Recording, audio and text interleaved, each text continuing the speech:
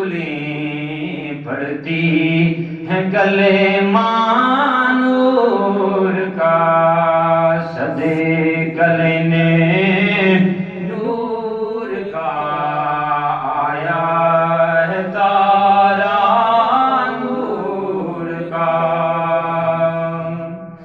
میں گدا تو بادشاہ، بھر دے پیالہ نور کا۔ میں گدا تو بادشاہ، بھر دے پیالہ نور کا۔ نور دن دونا تیرا دے ڈال صدے کا نور کا، صدے کرنے نور کا آیا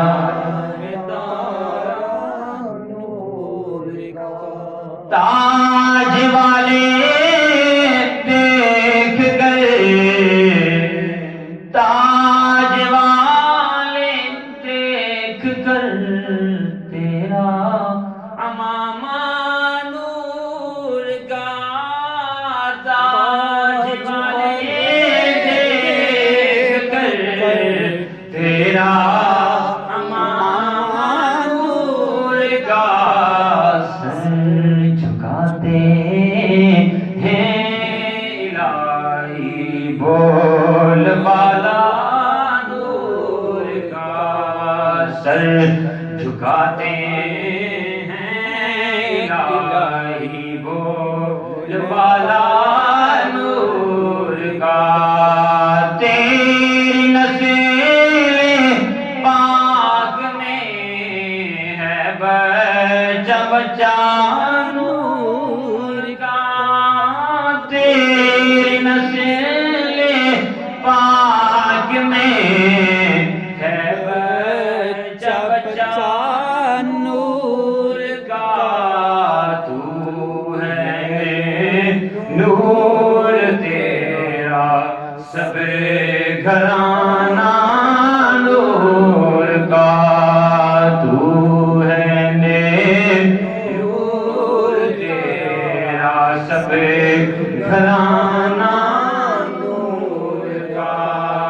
صبح طیبہ میں ہوئی بٹتا بارہ نور کا، صدے کلمے نور کا آیا ہے تارا نور کا۔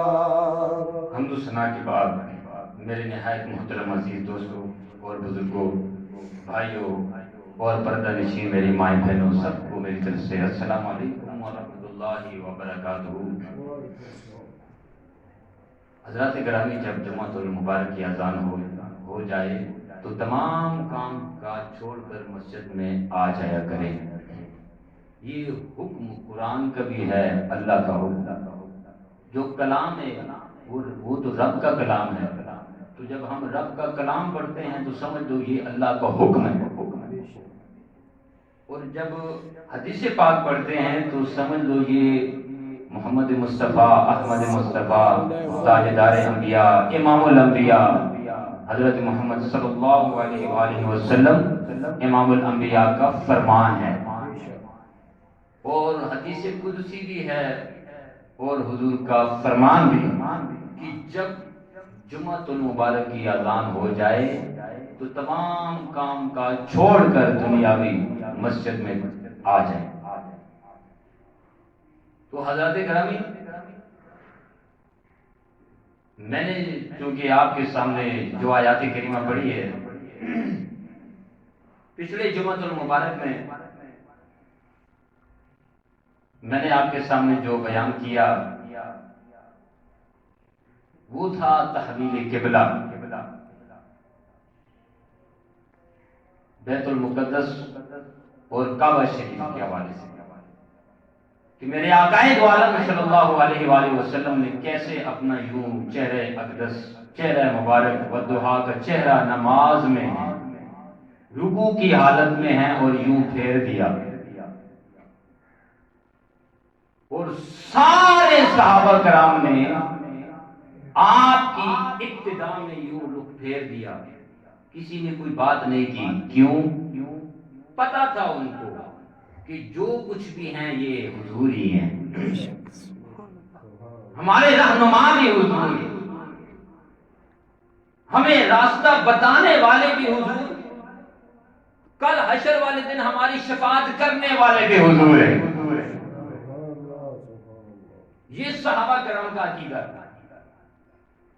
اور اس وقت حدیث میں آتا ہے، حدیث پاک میں آتا ہے کہ جہاں جہاں مثلا بیت المقدس کی طرف نماز پڑھ رہے تھے آپ، وہاں پہ حضور نے رخ پھیرا، تو باقی جو مسجدیں تھیں جہاں جہاں پر بھی، ان کو تو پتہ نہیں تھا کہ حضور نے رخ پھیرا۔ اعلان کرنے والوں نے کہا اللہ کے حبیب نے رخ پھیر دیا ہے کعبہ کی طرف۔ تو حدیث پاک میں آتا ہے کہ جہاں مرد کھڑے تھے وہاں عورتیں آ گئی، جہاں عورتیں تھیں وہاں مرد آ گئے، رخ پھیر دیا، نماز کے اندر ہی رخ پھیر دیا۔ یہ نہیں کہا کہ یہ نماز جو ہم پڑھ رہے ہیں اس کو مکمل کر لیں، نہیں، اتباع، من یتبع الرسول ممن ینقلب علی عقبیہ۔ ان دو آیاتوں سے پتہ چلتا ہے کہ رب کائنات نے ارشاد فرمایا، اے میرے حبیب میں دیکھنا چاہتا ہوں کہ میرے یار کی آپ کی اتباع کون کرتا ہے اور آپ سے رخ کون پھیرتا ہے، میں دیکھنا چاہتا ہوں۔ اللہ نے کہا میں دیکھنا چاہتا ہوں، کیونکہ صاف واضح پتہ چل جائے گا کہ ماننے والے کون ہیں، اور کلمہ پڑھ کر اوپر سے لا الہ الا اللہ، اندر سے اپنی صلاح، وہ آسان، وہ ہم اپنی زبان میں ہم بولتے ہیں کہ تو لا الہ الا ہو صلاح، یہ کام نہ ہو۔ عقیدہ جو صحابہ کرام کا تھا وہ ہمیں اپنانا چاہیے۔ تو میں اسی حوالے سے میں بات کر رہا تھا پچھلے جمعہ المبارک میں۔ بہرحال میں یہ موضوع لے کر چلوں گا میں انشاءاللہ۔ پچھلا جمعہ المبارک میں میں نے آپ کو یہ بھی کہا تھا کہ میں یہ اگلے جمعے کو بیان کروں گا، پر یہ میں نے جو تھوڑی سی بات کی یہ حاضری کے لیے کی۔ کیوں کہ جو بات منبر رسول پر بیٹھ کے کوئی کر دے تو اس کو پورا کرنا چاہیے۔ میں نے اس لیے حاضری کے طور پہ میں نے تھوڑی سی وضاحت کر دی مختصر۔ ہمارا موضوع میرا یہ ہے کہ آج جو میں نے آیات کریمہ آپ کے سامنے پڑھی ہے قرآن مجید 29ویں پارے کی میں نے آیات کریمہ پڑھی، کون سی؟ وَتُلِّم بَعْدَ ذَلِكَ زَنِيمٌ۔ اس آیت کو میں لے کر چلوں گا آگے۔ اس میں آقا علیہ الصلوۃ والسلام امام الانبیاء کی شان کا بھی پتہ چل جائے گا اور ہر چیز کا۔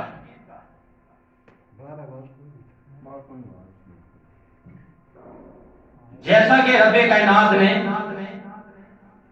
قرآن مجید میں ارشاد فرمایا عُتُلٍّ بَعْدَ ذَلِكَ زَنِيمٌ، اس کا معنی صرف میں آپ کو بتا دوں۔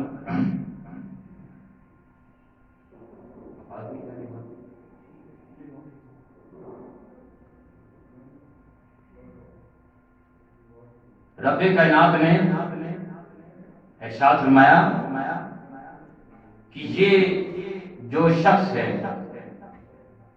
کون سا شخص؟ بات کرنے لگا ہوں۔ یہ جو شخص ہے یہ حلال کا ہو ہی نہیں سکتا۔ اگلی بات بعد میں کروں گا کہ وہ کون ہے۔ اللہ نے کہا یہ حلال تو ہو ہی نہیں سکتا، تو پھر جب بندہ حلال کا نہ ہو، جب کھانا حلال کا نہ ہو، جب کمائی حلال کی نہ ہو، تو پھر کیا کہنا چاہیے کہ یہ کیا ہے؟ دوسرے معنی ظاہر سی بات ہے جو چیز حلال کی نہیں ہے تو ہم اس کو حرام نہیں کہیں گے. تو یہ کس کے بارے میں؟ میں آپ کو آگے لے کر چلتا ہوں، اسی موضوع کو آپ کے سامنے بیان کروں گا. صرف آپ کو اتنا بتانا چاہتا ہوں، میرے جو اس بیان میں جو میسج ہے وہ یہ ہے کہ جو لوگ یہ خیال لے کر بیٹھے ہیں کہ اللہ کے نبی کا خون اور اللہ کے نبی کی آل کا خون، یہ جو دل میں خیال لے کر بیٹھے ہیں کہ یہ نعوذ باللہ حرام کا ہے. کیوں؟ قرآن مجید کی آیت پڑھتے ہیں. کون سی؟ انما حرم علیکم المیتۃ والدم ولحم الخنزیر وما اہل بہ لغیر اللہ. یہ جو آیات کریمہ اتری ہے یہ کیوں اتری؟ وجہ کیا تھا؟ اللہ پاک ہمیں قرآن مجید پڑھنے کی توفیق عطا فرمائے. کہتے ہیں کہ اگر قرآن پڑھو سمجھ نہیں آئے تو پوچھ لو. کس سے پوچھ لو؟ علم اور چیز ہے. فاسألوا اہل الذکر ان کنتم لا تعلمون. سورۃ الانبیاء میں 17واں پارہ ہے. رب کیا ارشاد فرماتا ہے کہ فاسألوا اہل الذکر ان کنتم لا تعلمون. اگر تمہیں علم نہیں ہے، کسی بات کا علم نہیں جانتے ہو، کیونکہ ولکن اکثر الناس لا یعلمون، اکثریت جانتے نہیں. اور پھر بات یوں منہ سے نکال دیتے ہیں کہ پڑھے لکھے ہو کر بھی جاہل ہوتے ہیں. وہ ان کے بارے میں بھی قرآن مجید میں ہے کہ قال اعوذ باللہ ان اکون من الجاہلین. یہ جاہل لوگ جو حضور کی شان میں گستاخی کا لفظ یا بے ادبی کا لفظ، ارے صحابہ کرام سے پوچھو، حدیث پاک پڑھ کر دیکھو کہ صحابہ کرام نے اللہ کے نبی آقا دو عالم صلی اللہ علیہ وسلم کی کتنی عزت کی، کتنا ادب کیا. یہ سارا کا سارا دین ادب میں ہے. الدین کلہ ادب، سارا دین ادب میں ہے. اگر صحابہ کرام میں ادب نہ ہوتا تو کلمہ کیسے پڑھتے، ان کو فیض کیسے ملتا؟ یہ ادب ہے. جب رب نے دیکھا کہ صدیق اکبر میں ادب ہے، بھیج دیا اپنے یار کے پاس. جب آیا تو سامنے چہرہ دیکھتے ہی مصطفیٰ کا کلمہ پڑھ لیا. عمر فاروق تلوار لے کر، ننگی تلوار لے کر آئے. آج میں محمد کا سر قلم کروں گا، پر رب نے دیکھا کہ ایمان کی رتی ہے. جب مصطفیٰ کریم صلی اللہ علیہ وآلہ وسلم کے پاس حاضر ہوئے حضرت امیر حمزہ رضی اللہ تعالیٰ عنہ، آپ تلوار لے کر گیٹ میں کھڑے ہیں. یا رسول اللہ، عمر آ رہا ہے، میں آج اس کا کام تمام کروں گا. میرے مصطفیٰ کریم صلی اللہ علیہ وسلم نے کیا ارشاد فرمایا؟ اے حمزہ، اے میرے چچا نے بھیج دو، آنے دو عمر کو، آنے دو. میں بات کر رہا ہوں ادب کی، کہ جملہ کوئی ایسا منہ سے نکل جاتا ہے کہ جس کی وجہ سے ایمان بھی چلا جاتا ہے. تو جب آئے عمر پاک تو مصطفیٰ کریم صلی اللہ علیہ وآلہ وسلم کا چہرہ مبارک دیکھ کر کہتے کلمہ پڑھا دو. بلند آواز سے کہو سبحان اللہ. حضور کیا فرماتے ہیں؟ اے عمر، آپ تو میرا سر قلم کرنے کے لیے آئے ہو. کہا نہیں یا رسول اللہ، جو میں نے دیکھنا تھا دیکھ لیا، اگلی سانس کا پتہ نہیں آئے نہ آئے، اب کلمہ پڑھا دو. اگلی سانس کا پتہ نہیں آئے یا نہ آئے. یہ ادب ہے. ادب ایمان کی رتی جس میں موجود ہے، قرآن اس سے محبت کرتا ہے. تو پھر جس سے قرآن محبت کرتا ہے، کملی والے بھی محبت کرتے ہیں. پر جب کملی والے محبت کرتے ہیں تو پھر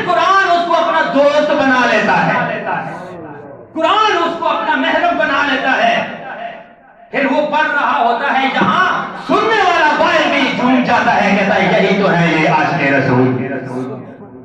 کہتے ہیں اپنی صورت اپنا حساب کتاب ایسے بناؤ کہ راستے میں جب چلو تو دنیا دیکھ کر کہے کہ واقعی کوئی حضور کا غلام آ رہا ہے، حضور کا چاہنے والا آ رہا ہے۔ تو قرآن بھی ایسے پڑھو۔ تو کیسے پڑھیں قرآن؟ قرآن ہمارے یہ حلق سے نیچے نہیں اترتے، اوپر سے پڑھتے ہیں۔ تو قرآن پڑھنے میں مزہ کس کو آتا ہے، لطف کس کو آتا ہے، سرور کس کو آتا ہے؟ جو حضور سے پیار کرنے والے ہیں۔ میں بہت دور نکل گیا ہوں، میرے موضوع پھر بدی ہوتے ہیں، کوئی موضوع نہیں، اصلاحی گفتگو کرتا ہوں میں۔ اگر کسی کو پسند ہے ٹھیک ہے، نہیں میں قرآن حدیث کے مطابق دائرے میں رہ کر بات کرتا ہوں، ہر چیز برداشت کر سکتا ہوں، آپ بھی اور ہم بھی۔ پر جو لوگ حضور کے بارے میں ایک لفظ بھی بے ادبی کا بولتے ہیں، یہ ہم سے برداشت نہیں ہوتا۔ اور برداشت کس سے نہیں ہوتا؟ کہ جس کے اندر ایمان کی رتی ہے، ایمان کی رتی، تھوڑا سا ایمان، رائی کے دانے سے برابر کم، اس سے بھی کم، اس سے بھی کم۔ اللہ کہے گا جس کے دل میں رائی کے دانے سے بھی کم، اس سے بھی کم، اس سے بھی کم ایمان ہے، اے میرے حبیب جہنم سے نجات کر جنت میں ڈال۔ ایمان کی رتی بولو۔ اگر ایمان کی اتنی طاقت ہے تو سوچو جس کے گھر میں ایمان آیا اس کی کتنی شان ہوگی، جن کے گھر میں قرآن آیا ان کی کتنی شان ہوگی، اور جن کے گھر میں کلمہ آیا ان آپ کی کتنی شان ہوگی۔ یہ ممبر حضور کے گھر کا ہے، مصلی حضور کے گھر کا ہے، کلمہ حضور کے گھر کا ہے، قرآن حضور کے گھر کا ہے، ہر چیز حضور کے گھر کی ہے، تو آپ کی کتنی شان ہے۔ اور ان چیزوں کا ہم ادب کرتے ہیں، ممبر کا ادب کرتے ہیں، فضول بیٹھتے بھی نہیں، اس پہ فضول کوئی گلاس بھی نہیں رکھنا چاہیے، رومال بھی نہیں رکھنا چاہیے۔ کیوں؟ ادب۔ صحابہ کرام کیا کرتے تھے؟ ممبر رسول کو ہاتھ لگا کے یوں بوسہ دیا کرتے تھے۔ کبھی دیکھا کسی کو ہاتھ لگا کے یوں بوسہ دیتے ہوئے؟ مصلی رسول کو دیکھ کر ہاتھ لگا کر یوں بوسہ دے لیا کرتے تھے۔